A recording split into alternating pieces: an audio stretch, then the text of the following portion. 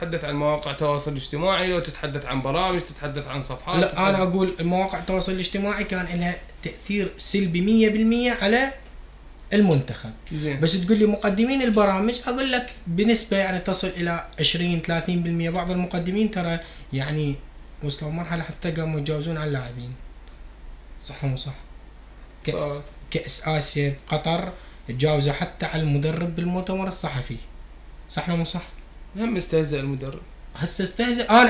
احنا بالمجمل العام كنا مخدوعين بهذا المدرب. اسالك سؤال، انا مرتين كتلي في فندق البارون بكربلاء اساله سؤال يقول لي نو كومنت قدام الكل. نعم مرتين سالته بمباراة سوريا بغرب اسيا، مباراة لبنان. زين. قال نو كومنت، يعني شو اسوي له؟ براحتك. شو اسوي له؟ ما يريد يجاوب، يقول لك لا تعليق ما جاوب، شو اسوي له انا؟ هذا يعني اقوم اتعارك وياه؟ انا كصحفي اطرح سؤالي على المدرب، ان جاوبني خير على خير. جيد يتحمل الاعلام. الاعلام كمقدمين، كبرامج، كمواقع.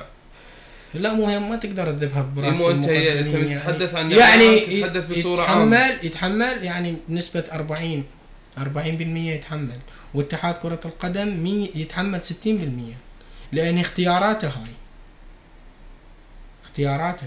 لان تعرف ليش الاعلام يتحمل؟ زين. يعني الاعلام طرح اكثر من مره عبد الغني شهد، وطرح الكابتن حكيم شاكر مدرب للمنتخب الوطني. بس انا مو بصدد انه ليش ما اخذ بيها المدرب الاتحاد اذا كان الاتحاد رئيس اتحاد كره القدم قبل الفيسبوك. رئيس الاتحاد ما يحبذ وجود مدرب محلي.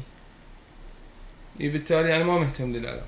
لا مو ما مهتم للاعلام، والله ما مهتم. لا هو يعرف اكو ناس هي من تقول له فلان او فلان. انت تدري اول مره عدنان درجال بحياته يجيب مدرب يعاند بيه موقع، مدرب استرالي يعاند بيه مواقع، والدليل هسه شوف يعني يعرفون نفسهم هم المواقع. هسه تحكي ليش تحكي لا هسه تشوف والله المواقع. لا اسمعني لو تكتب لي انا احكي. لا اسمعني، مواقع التواصل الاجتماعي اللي كانت داعمه عدنان درجال هسه ليش تغيرت عليه؟ ليش؟ وايكم مواقع تغيرت عليه مع العموم. لا وقف من الموقع.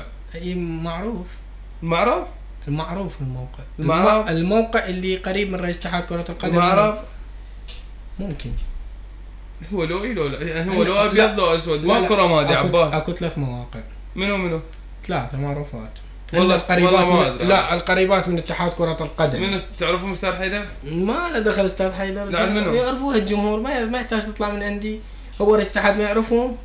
تخاف تحكي؟ لا مو اخاف، بس مو مال واحد يذكرهم. لا والله خاف بيها مساءلة قانونية. لا زين. انت ذاكرهم اكثر من مرة. خلينا نروح الى فاصل قصير ولنعود.